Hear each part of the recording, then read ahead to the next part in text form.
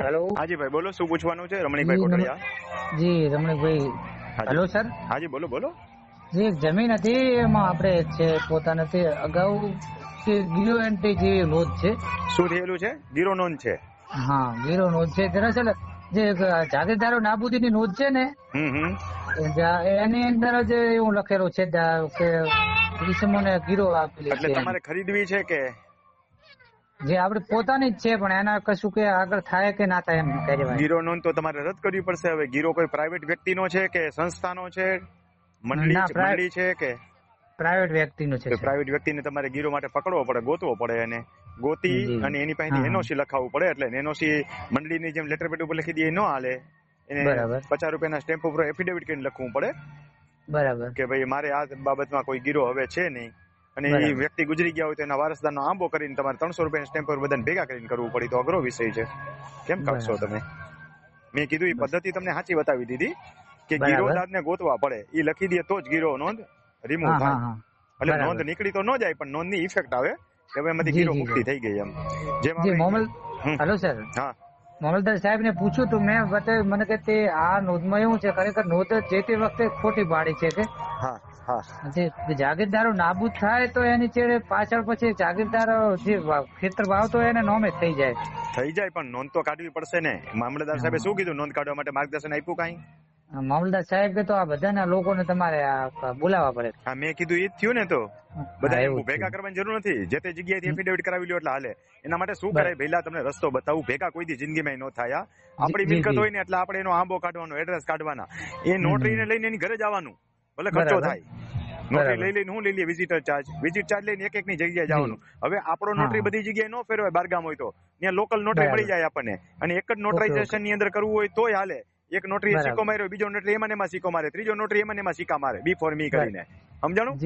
માનો કે મગનભાઈ કરીને છે, એના રાજકોટ ની અંદર મળ્યા તો રાજકોટના નોટરી પાસે કરાવેલું હતું. ઈ ડોક્યુમેન્ટ ની અંદર જે અમદાવાદના છગનભાઈ મળ્યા તો છગનભાઈ ના સિક્કા મારી દે એમાં, એનો આધાર કાર્ડ જોડીને. વળી ત્રીજો રહી ગયો જામનગર માં મળ્યો તો જામનગર નોટરી એમાં સિક્કા મારે, અથવા અલગ નોટરી કરવું હોય તો તોય થઈ શકે. બે રસ્તા થાય. હા જી હેલો સર.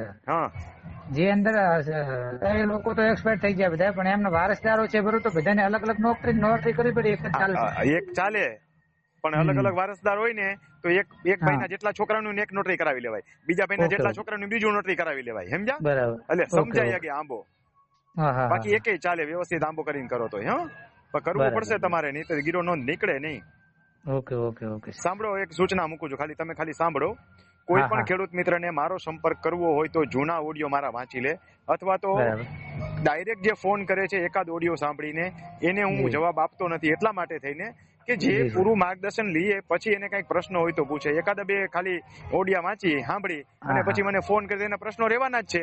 તો બધા ઓડિયો વાંચો, અને હવેથી હું એક નંબર આપતો જઈશ દરેક ઓડિયોની અંદર કે રમણીભાઈ કોટડિયાના મોબાઈલ નંબરનો પ્રથમ આંકડો 9 છે, આટલો નોંધી લ્યો. મારા 10-20 ઓડિયો સાંભળશો એટલે એક પછી એક તમને નંબર મળી જશે, અથવા તો મારા જૂના ઓડિયો સાંભળીને એમાંથી નંબર ગોતી લેવા. કોઈએ મને ડાયરેક્ટ ફોન કરવો નહીં, વોટ્સએપ ની અંદર મેસેજ કરવો, હું એને જવાબ આપીશ. ડાયરેક્ટ ફોન કરશે તો નંબર બ્લોક થશે, કારણ કે ડાયરેક્ટ ફોન કરવો એ સિસ્ટમ જ સાચી નથી. બરાબર છે. અને મારો ફોન આવે જ વોટ્સએપમાં જેને લખ્યું એમ. જેમ તમને મળ્યો ને, તમે ક્યારે વોટ્સએપ કર્યો હતો? જી હમણાં થોડી વાર પહેલા. તો જવાબ તમને મળી ગયો ને? મળી ગયો સર. એમ કોઈ પણ વ્યક્તિ ડાયરેક્ટ ફોન કરશે તો નંબર બ્લોક કરીશું. હું નંબર આપું છું, અથવા તો જૂના ઓડિયો માંથી ગોતી લે, સ્ક્રીન ઉપર મળી જશે. અથવા અત્યારે આ પહેલી વખત આપું છું કે રમણીભાઈ કોટડિયાના મોબાઈલ નંબરનો પ્રથમ આંકડો 9 છે. જાજા વિડીયો સાંભળશો એટલે ધીમે ધીમે કરતા 10 આંકડા મળી જશે. જેને એકાદ બે ઓડિયા સાંભળ્યા છે એને હું નંબર આપીને ફોન કરવાનો કોઈ મતલબ જ નથી, કારણ કે મારા ઓડિયોમાં બધા જવાબ અપાઈ ચુક્યા છે, તમારા માટે જ છે. તો તમે સાંભળી લો, તમારે મને પ્રશ્ન જ ન કરવા પડે. જેમ કે તમારો જવાબ નવો હતો તો તમે મને ફોન કર્યો, તમને જવાબ મળી ગયો. બરાબર છે. આ હું ગ્રુપમાં મૂકીશ એટલે બીજા ભાઈઓ પણ સાંભળે, અને તમને પણ ન સમજાણું હોય તો બીજી વાર તમે સાંભળી શકો. મામલતદાર સાહેબે તમને કીધું તો એ જવાબ મેં આપ્યો ને. હવે એને મામલતદાર કચેરી સાહેબે કીધું ને કે એને લેવાની જરૂર નથી, કોઈ આવે નહીં. સમજ્યા? એના એફિડેવિટ કરાવી આવવાની એની ઘરે જઈને કે અમારે આમાં કોઈ હક હિસ્સો છે નહીં. અને કોઈને કઈ નાનું મોટું રાજી કરીને દેવું પડે ને તો દઈ દેવાનું. સહી કરાવવા જાવ તો મીઠાઈનું બોક્સ તો સારું કરીને કિલોનું લેતું જ જવાનું. હા જી સર. એટલે માણસ રાજી થઈને સહી કરે. હા ભલે ભાઈ, આવજો. હા ભલે થેન્ક યુ.